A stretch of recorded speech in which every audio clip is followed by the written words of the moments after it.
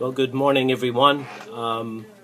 I'm greeting you from Montreal, and I'm in Montreal because there's a hockey game going on, as you can hear in the background. I'm here in Montreal, and well, the hockey game's on TV, and I'm just going to put it on mute. And by the way, the Leafs are winning so far 3-0.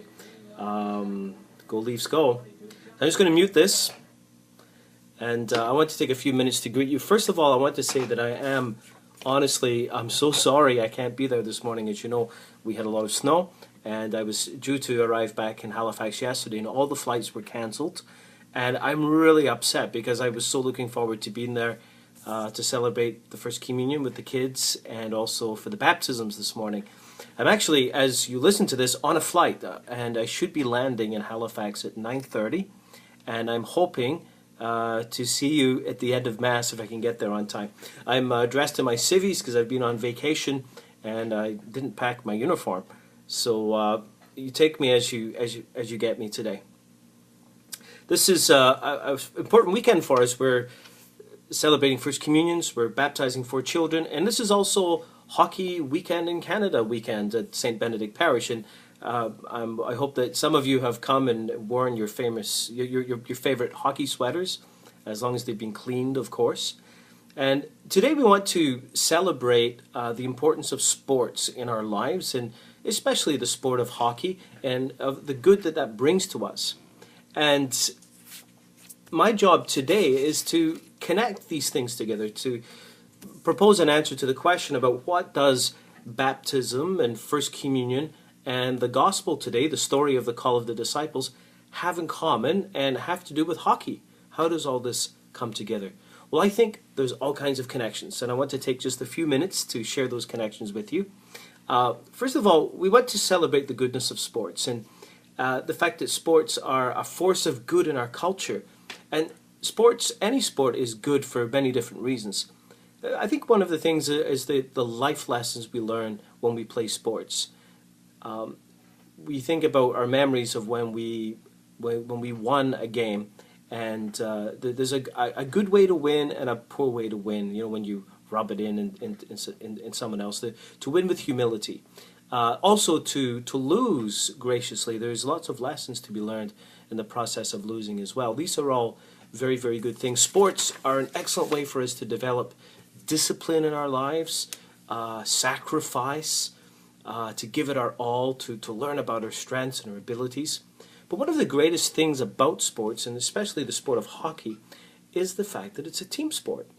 And playing a team sport is different, I think, from other kinds of athletic endeavors. In a team sport, we learn that we can't do it alone. You can't win a game of hockey playing by yourself, or a game of soccer playing by yourself. You need the team. You need the team, and they need you. The team depends on you. You depend on them. They depend on you. They depend on you. And if you don't show, you let the team down, and we don't want to do that. Well, this is also the case when we follow Jesus, because to be a Christian, a follower of Jesus, is to be a member of the church. And in a sense, the church, the community of disciples, of believers, is the team of Jesus. And to be a Christian is to play on that team. It's a team sport. You can't do it alone. There's no such thing as private Christianity or stay-at-home Christianity or me and Jesus Christianity all by itself. It's a team sport. We need the team to help us to grow spiritually, to help us to be accountable, to depend on one another. We need the team so that we can get the job done, the job that Jesus has given us to do. And also the team needs us. And in one sense, if we forget that Christianity is a team sport, we can, in some ways, find it easier to not show up, to be no-shows, and to let the team down, and forget that the team is actually depending on us. So the question then is, how do you get on the team? And that comes to part of what we're celebrating today with the baptisms and the First Communion, because obviously to be on the team of Jesus, to be drafted, because we heard in the gospel today that the disciples were drafted. Jesus was walking on the Sea of Galilee and he said, "Hey, come and follow me." And we hear that Simon and James and John, they dropped their nets and followed Jesus. They were drafted. They went on the team of Jesus. Well, we're drafted through sacraments, the sacrament of baptism. And 4 families are bringing their children this morning to be baptized. And yes, your children are going to be drafted onto God's team. And then there's the children. There's Jana and Aiden and Julia and Maya, Ben, Chantal, Luke and Ben, and Gavin. And again, I'm so sorry I can't be there. I was really looking forward to, really looking forward to being there with you. What's happening to you with your first communion is a stage in becoming a member of the team of Jesus as well. Because when you were baptized, and most of you kids who are making your first communion, you don't remember being baptized. Your parents made that decision for you because of their faith. But that's when you were drafted. But you see, you were sent to the little leagues to play, or the farm teams. And when you make your first communion, this is in a sense you being called up to the big leagues. You're going to be a part of the big team. Now, you're not going to be a full member of the team. You don't play in the first, we say in soccer, the first team, but you're still being called up.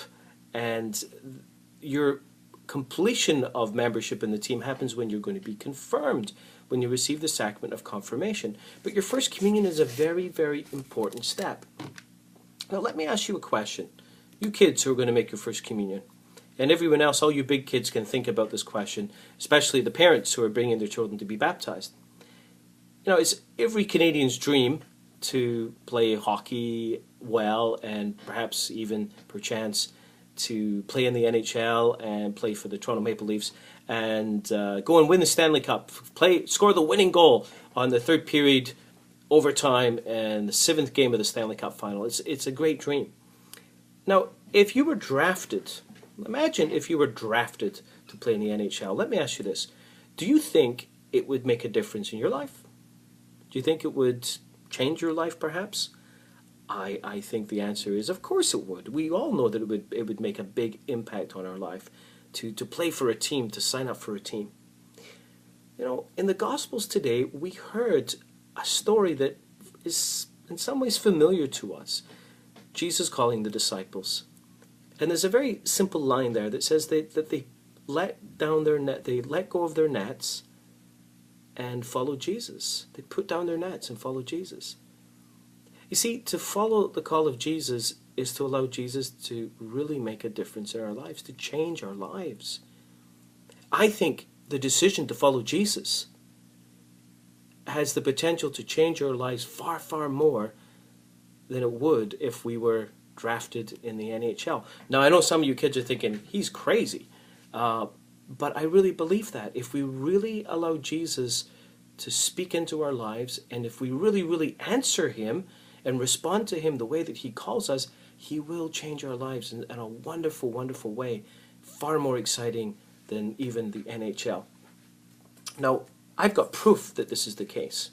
And I'm going to ask your parents a question, because most of you kids probably have never heard of this man, but have any of you heard of Paul Henderson? And I'm sure that many of you adults know who Paul Henderson is. Of course, I've got a photograph of Paul Henderson here. He scored the winning goal in the Canada-Russia hockey game in 1972, I think. Now remember, I'm from Scotland. I grew up playing soccer. So forgive me if I get that wrong, but 1972, I believe. But anyway, he scored the winning goal. Very famous guy. In 1972, everyone wanted to be Paul Henderson. Do you know, someone once asked Paul Henderson, what has been the greatest goal of your life? And his answer was to follow Jesus. The greatest achievement of his life was coming to discover the call of Jesus and to say yes to Jesus and to put down his nets and follow Jesus. Now, that didn't mean that Paul, as he followed Jesus, as he played on the team of Jesus, had to stop being a hockey player. No, he did both.